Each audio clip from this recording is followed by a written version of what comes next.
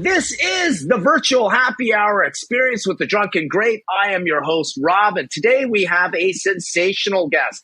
I've been dying to get this guy into a conversation with me for a while. His name is Monty Clark from Kansas City. He owns Abound Social, is a LinkedIn expert, is a sales and marketing expert, is refreshing because his content is real. If you're into sales marketing and want to leverage social media, this is the gentleman you want to speak to. You want to seek him out. We will have the details in the description of this show. Also, make sure to share, like, and subscribe to the show. Hit the notification bell and select all when you do. Monty, how the hell are you, buddy? Welcome to the show, man. I'm awesome, Rob. Thanks for having me. It's great to join you and excited to talk to you today. Yeah, I mean, we had a chat in the green room. I'm just cracking a drink right now. We might as well launch off the happy hour. This is a Merlot. What am I drinking? A barrel-aged Merlot sour. So this is from some brewery. I was literally given a gift to this. So I could talk all about sours and how they're very vinous and wine-like. But this is Wild Ambition Brewing from Kelowna, BC. So BC is one of our major wine-producing regions as well. And this has been aged in Chardonnay or Merlot casks. What happens is when they press grapes, there's the skins, the pips, and the pulps left over, which is wine pomace. And they can leave it over to fermentation. This beer was aged on that pomace. So what happens with sours, they're often also inoculated with quite a bit of bacteria. You've got lactobacillus, which is tied to lactic acid. You also have pediococcus and about 200 different microbes in here. What it does is it creates something that's very wine-like. Very effervescent. These beers typically have sparkling, like a sparkling wine, like champagne. And if you really don't like wine, this is quite delicious. It actually has a wine-like taste to it. Sour cherries in the note. You could pair this with a steak or something like, beef short rib, just to give you an idea. So we share that. That's the happy hour kickoff. Monty, talk to us a little bit. What got you started into what you're doing? Because,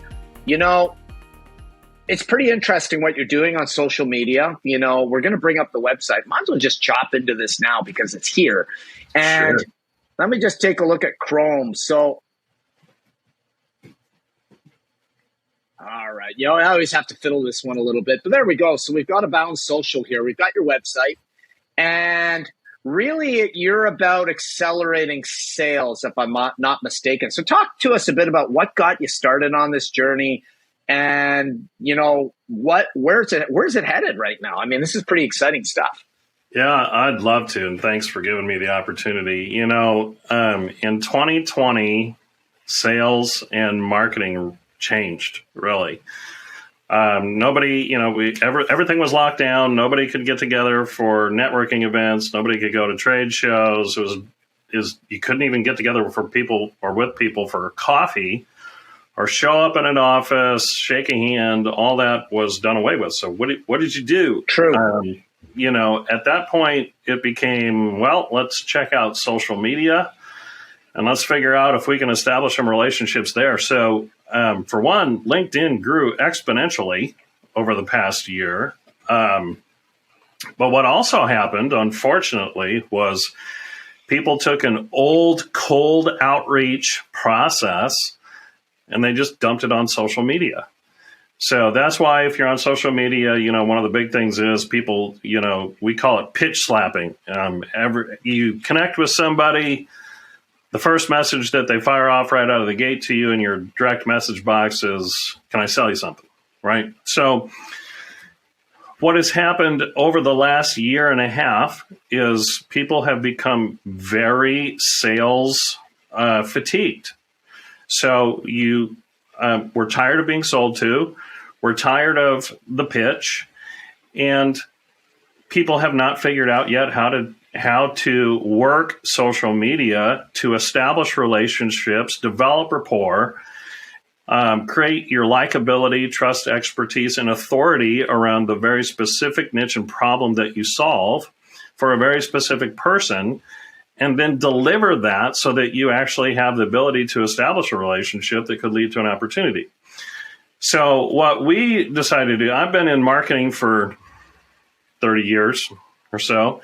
And throughout that entire process, I had to work with sales teams and do sales myself. So we decided, what's really needed is we need to teach salespeople and work with sales teams to help them understand how to become sales marketers, right? Because it's not good enough anymore for salespeople to just get on a platform and nail people with pitches and play the 5% who may be ready to buy today and just dumping or leaving aside or even ruining opportunities for the 95% who are not ready to buy today.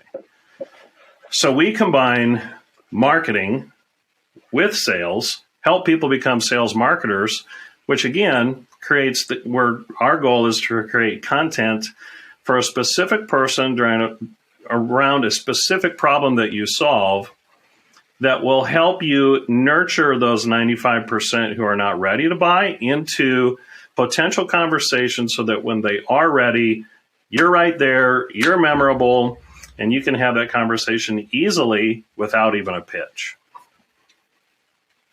That's awesome. I mean, that is awesome. It's, I'm just going to stop sharing this for a second, but it's really important to really, really utilize things like this because you're right. The whole world stopped and changed in 2020. I can think even my own business, live events died, had to hit the switch to virtual.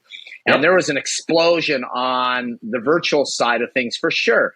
And now that, commercial real estate is scuttled, it's not coming back. It's only being propped up really by central banks and banks funneling dollars into it to really keep our economies from completely imploding. And on top of that, remote teams are now more functional than they've ever been. You can do anything and everything. I mean, it's funny because the scientific community and the medical research community has been doing this since Gopher was invented, which was the precursor to the internet. And here we are today finally discovering this en masse. And, really en masse is 35, 40 years later in some cases. But it's not slowing down. And it's only going to accelerate. And, I am going to slam pods here because I can't stand them. But that's one of the worst ways to go is to join things like engagement pods instead of actually seeking proper sales solutions expertise to maximize things. Because, posts, for instance, you see these posts, they're vanity posts. They get 50, 100, 200,000 views. We've all thrown them out. We've all hit those numbers. How many sales do you ever get out of that? Probably none, right? You froze up on me a little bit, Rob. I didn't catch what the last thing you said. It's okay. So you're talking about pods and vanity posting. Yes. So VODs and vanity postings, you think about it, you get all these views, but where's the revenue? Do you actually get any sales out of it? Everybody that approaches social media does so for their own reason, right? And, unfortunately, a lot of people really get hung up on that feeling. It's almost, I think for a lot of people, it's almost a euphoric feeling of, I got 10,000 views on this post today, or I got 50,000 the dopamine hit.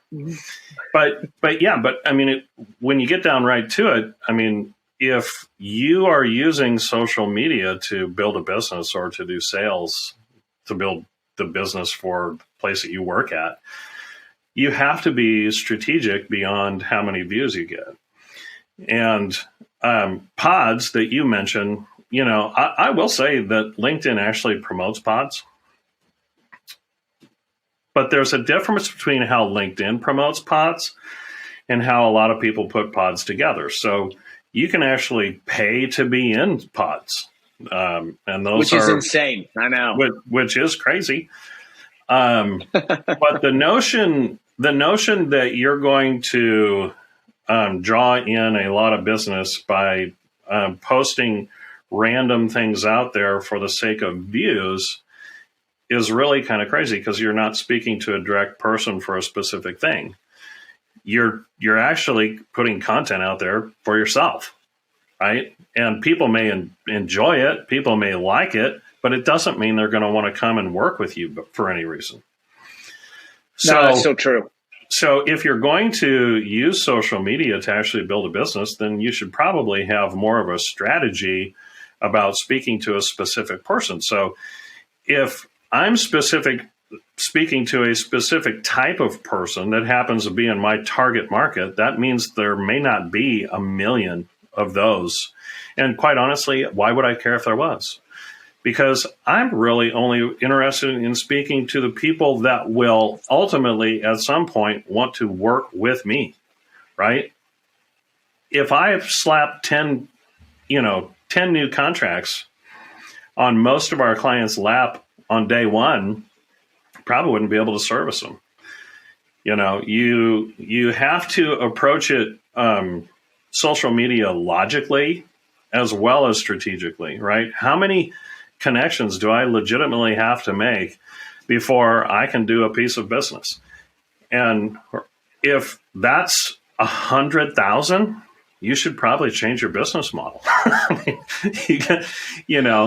You want to work it to where I know exactly who I'm talking to, and I know exactly for what reason. And if I have 10, 20, 30 of those a year that do business with me, I'm doing phenomenal, then that's a great business approach. For an individual now, a company, you may have 20 different salespeople that all need to do that. That's fine. But you don't need, if your approach is, I have to build up a following of 1 million people before I'm going to do business on any of these social media platforms, then you're wasting time. Oh, yeah. And, it's I have friends literally who one friend exploded to 12,500 followers because he's part of a military network that saved an Afghan interpreter from dying in Afghanistan in the fall of Afghanistan with the American pullout. Sure. But before that, he really ran a platform with maybe, I think he got up to a couple thousand. And I can tell you as a recruiter and using LinkedIn where, recruiters pay $8,000, $9,000 a year to get right into actual details. They can hit you up directly. It really helps move their business. This guy makes he's getting near the mid 6-digit range. And I've talked to people who have 300, 400,000 followers who still live off somebody else to get ahead financially because they don't have a business system in place and they don't have a brand in place. And I can also tell you, it's nuts. A lot of those people are posting for themselves, right? It's really kind of somewhat of a narcissistic high that they get by just watching their following go up, and not to poo-poo anybody else's strategy or what they're trying to do or anything. That's fine. If you want to, if your goal is to become a quote unquote social media influencer, to me, an influencer is, can you actually motivate one person to do something, right? And of value to that person.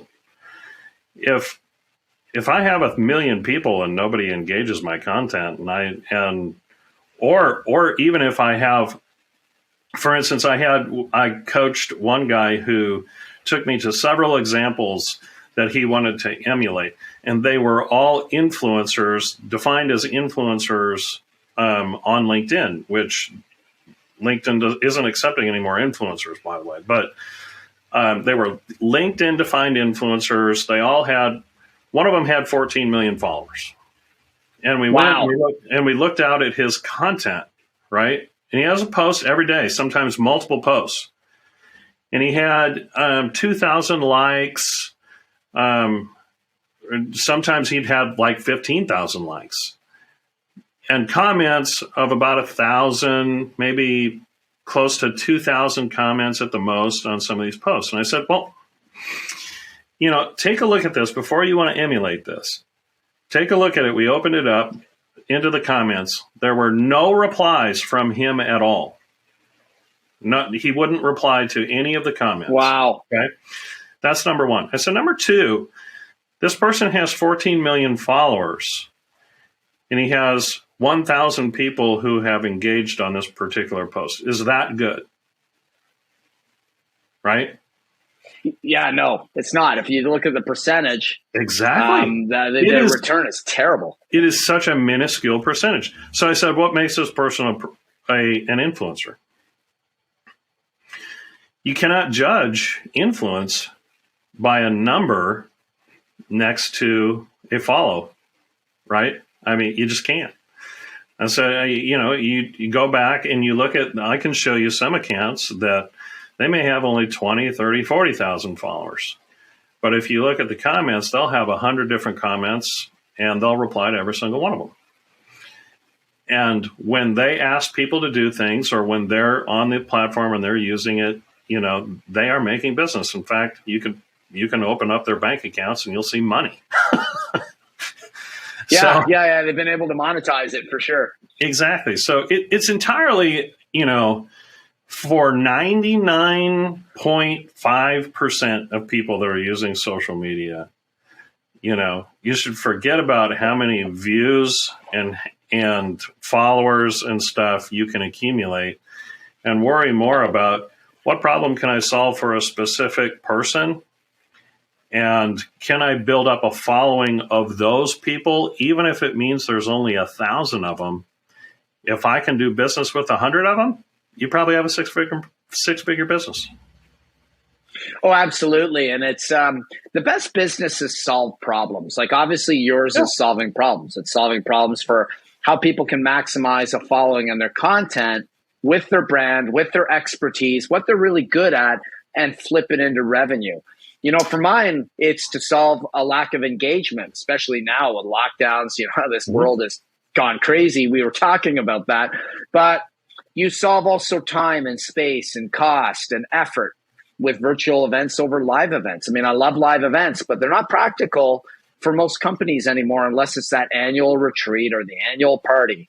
I mean, if you want to have people confer and get together, biannually, every quarter, flying a few people to have 50 people meet, 30 to 50 people for these teams and these units within much larger organizations is no longer a realistic cost objective.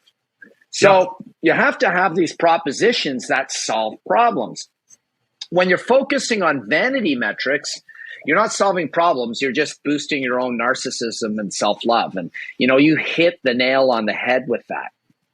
I'm going to go ahead too and share your content here, actually share your profile, because, ladies and gentlemen, you definitely want to reach out to and connect with Monty. He is a gem. There's a lot that he has to offer through Abound Social. He gives excellent advice and snippets of very strong advice all the time on LinkedIn. I love your posts because they're real. Here he is, right in Kansas City metropolitan area. I guarantee he's a Chiefs fan. Sorry about the Chiefs. My Niners choked up pretty badly. I was not happy about my Niners in the end either. You're 8 minutes away from winning a ball game, and Jimmy Garoppolo throws it away yet again.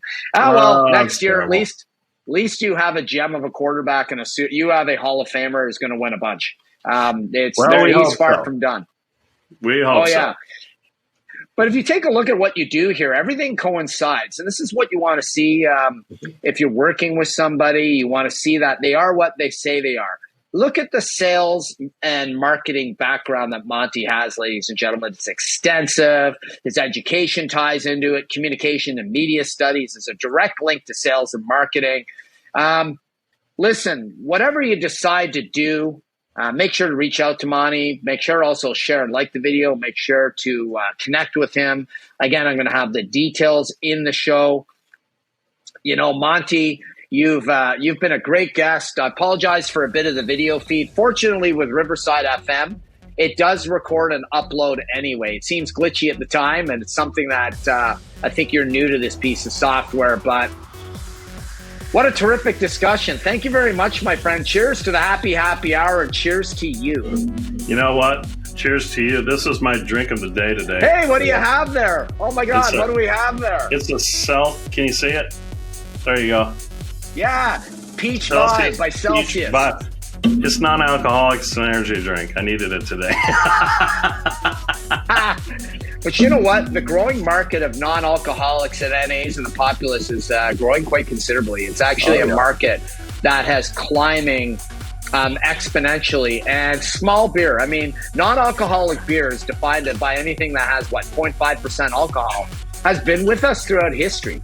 Beer is one of those things that has fed a population and kept them nourished and hydrated when you couldn't even drink water. I mean, water for most of our lives as humans on this planet has been completely unsafe. And what this does is it makes it safe by brewing. So small beer has really just turned into non-alcoholic beer. Now you're getting to low alcohol, vodka soda type beverages, 2-3% alcohol. For those who do enjoy drinking, want to reduce their consumption of alcohol. I always preach, as somebody that's really into health and fitness as well and athletics, that it's very, very smart to moderate your consumption. And I don't believe in drinking every day. I think you're a fool if you do that. I think that you definitely need at least a couple days off a week if you're a regular drinker that enjoys that 1 or 2 drinks in the afternoon or the evening. Right. Well, listen, Monty, you've been a brilliant guest. Ladies and gentlemen, whatever you decide to do, have a terrific day. This is Rob and Monty from The Drunken Great. Appreciate it, Rob.